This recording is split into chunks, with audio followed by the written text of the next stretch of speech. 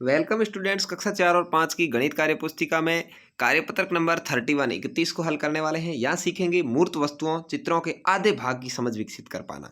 यानी आधा किसे कहते हैं। एक हो, एक को बांट दे बराबर बराबर, तो इसका ये भाग आधा हो गया, ये वाला भी आधा हो गया। ठीक है, आप सभी को अच्छे से पता है आधा किसे कहते हैं।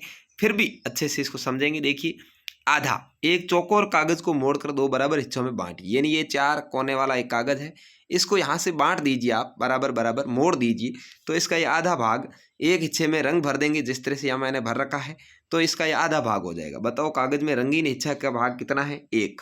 कागज में कुल हिस्से कितने हो गए? 1 और 1 2। आधे को संख्या में लिखने का क्या तरीका है? जितने भाग रंगे हुए हैं उसको ऊपर और कुल भाग नीचे। ठीक है, तो 1/2 हो जाएगा। इसे पढ़ने का तरीका है 1/2, और इसका मतलब होता है 2 बराबर हिस्सों में से 1। तो इस तरह से आपको ये समझाया है। अब आगे ऐसे ही सवाल पूछें। जब भी कोई आकृति 2 बराबर हिस्सों में बंटी हो, तब उसका हर हिस्सा आधे के बराबर होता है और आधा मिलकर एक पूरा हो जाता है। देखिए, जैसे यहाँ पर ये आधा है, ये आधा है, दोनों ही मिलकर के क्या बन गए? पूरा। यहाँ पर देखिए, ये आधा है, ये आधा है, दोनों ही मिलकर के क्या बन गए? एक पूरा बन गए। ठीक है, ऐसे ही देखिए, नीचे दिए गए चित्रों के आधे भाग में रंग भरना था। यहाँ पर देखिए, एक चित्र यहाँ पर ये बनाया हुआ था, उसके अंदर आधे भाग में रंग भर रखा है।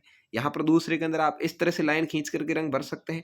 आप चाहें तो ऐसे खड़ी लाइन बराबर खींच करके भी आधे में रंग भर सकते हैं। दोनों में से कोई भी एक आप करेंगे तो आधा हो जाएगा। इधर देखिए, लाइन खींची हुई थी तो आधे में रंग भर दिया। ठीक है, इधर भी ये लाइन खींची हुई तो आधे में रंग भर दिया। अच्छा, इधर भी ये लाइन खींची हुई थी तो आधे में आपको ऊपर या नीचे कहीं भी एक जगह रंग भरना था। ये मकान के भी देखिए आप आधे में। अब यहाँ आपके गड़बड़ नहीं हो जाए, ध्यान रखिएगा।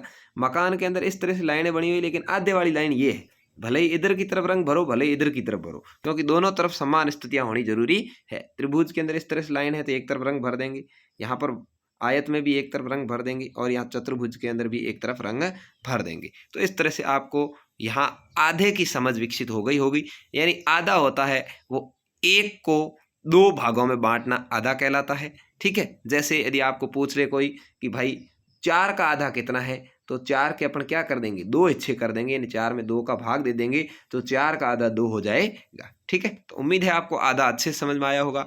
ऐसे ही अपन भिन्नों को आगे बढ़ाएंगे अगले वीडियो में। धन्यवाद, जय हिंद।